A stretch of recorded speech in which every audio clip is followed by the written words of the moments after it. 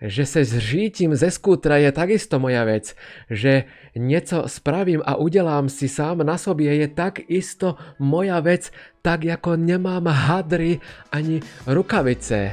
Do dnešnej polnoci platí, že tričko PCX-25, ktorý bude predovšetkým na zraz PCX karov, ale samozrejme nemusí, ale do dnešnej polnoci platí pre členov 50% zľava, takže ušetríte 5 eur a to máte na fajnú kávičku a dokonca niekde aj dve. Takže predobjednávajte, zatiaľ nemusíte platiť nič, ale od marca už keď budú vypredané trička, tak sa bude potom objednávať, ale potom vám ešte odošlem viac informácií do mailu. Takže ešte 11 kusov posledných. Sledujte tento kanál, sledujte komunitu a budete hlasovať, či to bude na východe, na západe, na strede alebo v akom meste a kde sa stretneme. Takže zraz PCX karov si odhlasujete vy. No poďme sa vrhnúť na otázky, ktoré ste mi písali, ktoré som vybral, keďže odpovedám na otázky len do komentárov, aj to niekedy len tak narýchlo, aj to niekedy na mobile, na počítači a len tak 1, 2, 3, 4 slovami. Ale takto by som vám chcel pár otázok vybrať, ktoré ma tak zaujali, ktoré by možno zaujali aj vás. Čo odpoviem, tak som niekoľko otáziek vybral a poďme sa vrhnúť na prvú špeciálnu otázku a tá znie: od Fifova, že nemáš rukavice ani hadry, to je tvoja vec. Ale za to, jak držíš řidítka s palcema nahoře nad madlem, bys zasloužil proplesknout. Tak milý Fifovo, to, že nemám rukavice ani handry, je moja vec a to, ako držím řidítka, je takisto moja vec. Že se zřítím ze skútra je takisto moja vec. Že něco spravím a udělám si sám na sobě je takisto moja vec, tak jako nemám hadry ani rukavice. Když by som něco udělal, že bych nabóral do někoho, alebo bych udělal něco, za co bych se styděl, tak to ve videu povím a ospravedlním se. Ale ty mi nemáš nárok písať k tomu, ako držím na mojem skútri dlane. Má aj v určitom bode pravdu pán Fifovo alebo chalán, nejaký chlapec. Áno, mali by sa ridítka držať takto. Ja som nebol na autoškole, chystám sa až tento rok robiť veľké Ačko. Takže áno, máš aj pravdu, že by sa mali normálne držať, ale to ako si ich držím ja, to ako jazdím ja, to ako som oblečený, aj keby idem holý v plavkách na skútri a mám dlane na ridítkach takto, alebo takto, že držím ridítka alebo lakťami, tak to je takisto moja vec. Takže neviem, čo vás je potom. Áno, môže si napísať komentár, jasne, je tam tá možnosť písať komentáre, keby nebola, tak tá komentáre vypnem. To, že som není oblečený, nemám rukavice a to, ako držím ridítka, je takisto moja vec.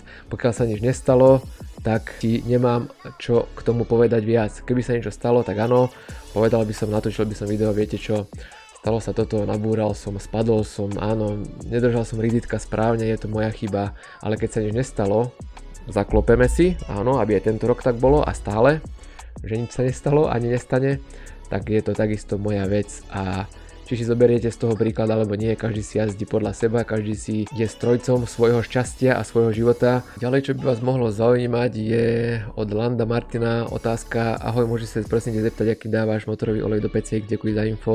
Máte to aj v odpovediach, vidieť to tam 10V40 od Motulu. Mením každých 4000 km, či jazdím diaľnicu, mesto, mimo mesto alebo čokoľvek jazdím, tak vždy 4000 km snažím sa tento interval. Ja som si ten interval zvolil podľa seba, není to žiadno dané, nenašiel som to nikde. Jeden chalanisko mi hovoril, že mu v Honde hovorili každých 6000, takže ja si stojím týmto za tým, že radšej skôr a ja si mením 4000 a podľa oleja, podľa tej černoty toho oleja viem, že je to správne a už som si tak proste zvykol, že každých 4000 km, takže každých 4000 a dávam 10V40 od Motulu pre štvortaktné motory. Vlastimil Slávik, co oprava pneumatiky v prípade, že píchneš, noste aj vy, odporúčam vám opravnú sadu na pneumatiky alebo na opravnú sadu na defekty, lepšie povedané. Je to taký, ja vám so sem dám do videa, je to taký balíček maličký, kde keď pichnete gumu, smelo na mieste to spravíte, ja to nosím to stále, ale tento balíček teda mám a tento balíček by som použil v prípade, že by som pichol gumu, takže ak vám to, verím, že vám to nejako pomohlo. Sagula Vladimír, výborná otázka, pýta sa, či netreba mať v zahraničí vodičák na Ačko aj na 125-ke. Viacerí ste mi písali do komentárov a stretávam sa s tým v, neviem, každom 7., 8., 10. videu to niekto napíše. keď niekde cestujem, alebo ak pozerá video z Grécka, z Rumunska, alebo kde som proste bol, tak ja by som odporúčal vodičák každému radšej mať na Ačko alebo na A1 na 125, ako potom sa chytať za hlavu a keď vás náhodou policajti chytia a povedia vám, že tam máte nechať skúter, lebo nemáte oprávnenie v ich krajine jazdiť na 125 s Bčkovým vodičákom.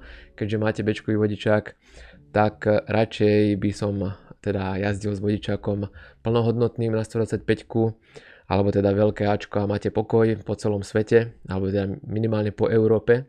Ja som taký svojský v týchto veciach, ja proste neriešim, ja keď chcem ísť niekam, tak proste idem a keď sa tam viem dostať na 2 kolesách, tak sa tam proste dostanem.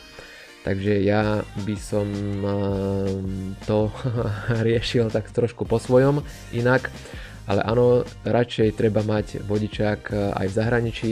Česko, Poľsko a Maďarsko nemusíš, tieto 4 krajiny, čo sme tu, my, Slovensko, Česko, Poľsko a Maďarsko. Maďari nás pustili na colnici s tým, že si pýtali vodičáky, keď sme išli z Rumunska, z Transfagarašanu. Dali sme im vodičák nám dali naspäť s tým, že nič nám proste nepovedali, tak asi OK, zatiaľ mi žiadna pokuta neprišla domov. Otázku tvoju by som radšej zodpovedal tak, aj som ti tak odpovedal, myslím, že radšej áno. Takže riešil by som radšej vodičák v zahraničí.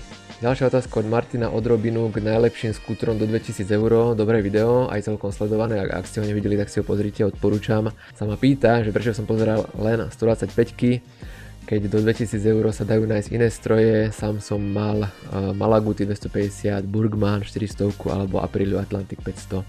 Tak zaujímavé video, čakal som tam aj Kinko 300.